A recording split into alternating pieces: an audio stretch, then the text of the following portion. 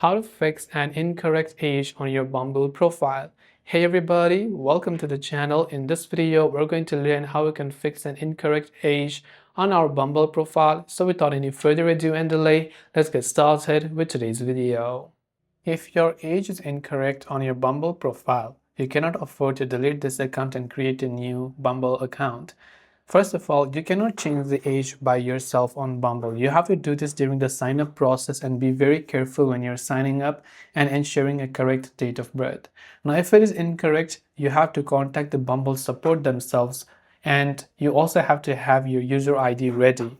So open up your profile page, tap on the gear icon from the top right hand side of the screen, scroll down and tap on Contact and FAQ, tap on Chat with Us button.